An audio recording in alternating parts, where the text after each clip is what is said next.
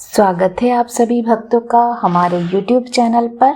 हमारे चैनल पर आपको हर रोज नए वीडियो सुनने को मिलते हैं। माघ माह के अध्याय आपने सुने, 22 अध्याय आप सुन चुके हैं। आज सुनेंगे आप 23वां अध्याय प्रारंभ करने से पहले मैं आप सभी से अनुरोध करती हूँ कि आपको ये अध्याय पसंद आए तो प्लीज़ लाइक एंड सब्सक्राइब अवश्य कीजिएगा एंड बेल आइकन का बटन अवश्य दबाइए। आपके सब्सक्राइब करने से हमारे आत्मविश्वास में बढ़ोतरी होती है और हम कुछ अच्छा लाने का प्रयास करते हैं। 22वां अध्याय में आपने सुना था कि देवदूती ने किस प्रकार पिशाच को मुक्ति दिलाई। माघ माह के अध्याय सुनने वाले एवं माघ स्नान करने वाले भक्तों को श्री हरि विष्णु की भक्ति किस प्रकार प्राप्त होती है। तो चलिए 23वें अध्याय में और भगवान की भक्ति में लीन हो जाइए। वेदनिधि बोला, हे महर्षि, आपने इस पावन प्रसंग को सुनाकर हम सभी पर बहुत उपकार किया।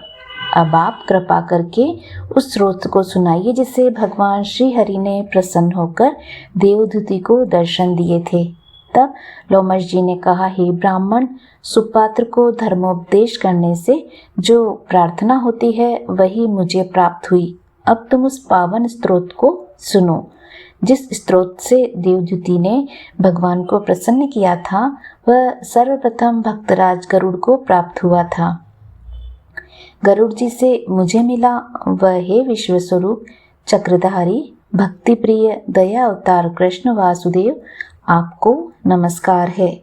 आप ही स्तुति योग्य है एवं स्तुति स्वरूप आप स्वयं ही हैं। सारा जगत ही विष्णुमय है। भक्ति ही आनंददात्री है। जिनके श्वासों से साग एवं सूत्र युक्त वेदों की उत्पत्ति हुई हो, उनकी प्रसन्नता हेतु स्थान पर हम भक्ति ही प्रकट करते हैं। वेद भी जिसे नेति कहते हैं, जो प्राणी एवं उनसे अगोचर है, उस प्रभु की स्तुति करना किसी की भी सामर्थ्य नहीं। त्रिदेव आप स्वयं हैं। ब्रह्मा बनकर उत्पन्न करते हो, विष्णु रूप में पालते हो और शिव रूप से संहार करते हो। आप ही परम ब्रह्म हो। हे महायोगी, आपको बारंबार नमस्कार है।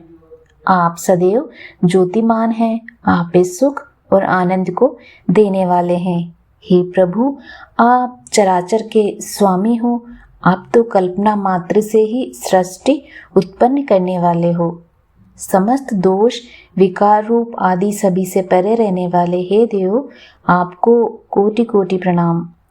जिनकी इच्छा मात्र से जगत में चेतना रहती है, योगी जिसके सत्य स्वरूप का ज्ञान से ध्यान करते हैं, द्विज श्रेष्ठ जिसे अहम ब्रह्मास्मि कहकर जप करते हैं, हे विष्णु, आपको बारंबार प्रणाम। जो प्रभु द्वारा उत्पन्न प्राणी के अहम, ममता, अज्ञान, पाप आदि का नाश करता है, उसे प्रणाम है। जिनके मुख से हर क्षण भगवान का ही नाम निकलता है, वे जो आपके चरणों को ही आश्रय बनाए बैठे हैं, जिनके स्मरण मात्र ही से प्राणी के समस्त बंधन नष्ट होते हैं, उस अनंत प्रभु को नमस्कार है। जिनकी कृपा मात्र से अज्ञानी आत्मा का ज्ञान प्राप्त कर लेते हैं, वासनाओं को त्याग देते हैं, नाम को आधार बना अपना जीवन आराधना में लगा देते हैं, उस प्रभु को नमस्कार है। विष्णु नाम ही शब्दार्थ एवं ज्ञानार्थ द्वारा सर्वमय है। वेद के नारायण ही ब्रह्मांड के पालक हैं, सत्य के आधार स्वरूप हैं। हे प्रभु, आपको नमस्कार है। जो धर्म रक्षार्थ जड़ चेतन में निवास करता है, जो धर्म रक्षार्थ अवतार धारण करता है, जिसके ज्योति प्राणी मात्र में आत्मा स्वरूप विराजमान है, उस प्रभु को मेरा नमस्कार है सर्वज्ञ, आपने एक होते हुए भी अनेक स्वरूप देव रूपों में प्रकट किए हैं। कण कण में व्याप्त होते हुए भी प्राणी को माया में भरमा रखा है। स्पष्ट रहने वाले प्रभु को मेरा नमस्कार है। आपने ही जगत की रचना की। माया में पड़ा प्राणी आपके स्वरूप को नहीं समझ सकता। नहीं पहचान सकता। चराचर और माया में रहते हुए भी आप सबसे अलग ही रहते हो। उन प्रभु को मेरा प्रणाम है। चारवाक पंच तत्वों के मिश्रण से उत्पन्न जिस चेतन की उपासना करते हैं उसे सोगत तर्क द्वारा क्षणभंगुरा बुद्धि कहते हैं। जैन परिमाण स्वरूप मानते हैं। सांख्य प्रकृति से अलग पुरुष है। उपनिषद समस्त आधार रहित मानती है दिव्य पुरुष, आपको प्रणाम है। समस्त चराचर के स्वामी में आपकी शरण हूँ।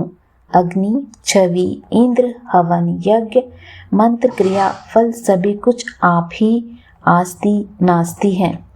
समस्त जगत के कारण रूप आप ही मेरे आश्रय हो।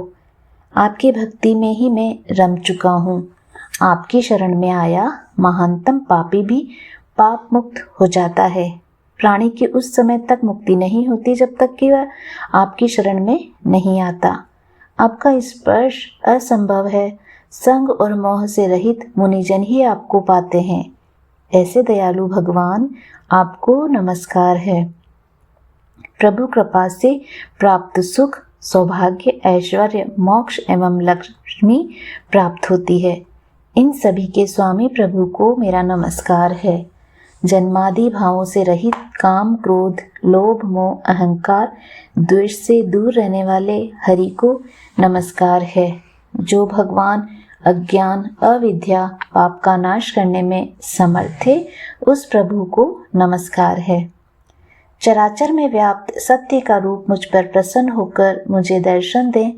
हे विप्र, इस स्रोत के पाठ द्वारा ही देवदूती ने भगवान को प्रसन्न कर दर्शन प्राप्त किए थे। वह इसी स्त्रोत का पाठ करता रहा। इस स्त्रोत के श्रवण अथवा कीर्तन से प्राणी को अश्वमेघ यज्ञ की फल की प्राप्ति होती है। ब्राह्मण को आत्मविद्या की प्राप्ति होती है।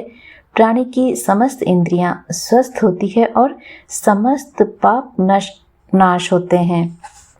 प्राणी को वैकुंठ की प्राप्ति होती है। नित्य पाठ करने से पुत्र, पौत्र, पौत्रधन आदि की वृद्धि होती है। धर्म, अर्थ, काम, मोक्ष में से इच्छित कामना प्राप्त होती है। इससे श्रवण करने से बुद्धि निर्मल होती है व पापों का नाश होता है। दुष्ट ग्रहों की शांति होती है। समस्त व्यापी स्वतः नष्ट होती है। द्विजातियों को इसका पाठ अवश्य करना चाहिए। ग्रह, नक्षत्र, राजा एवं चोरों के भय से मुक्त होने के लिए इसका पाठ अवश्य करें।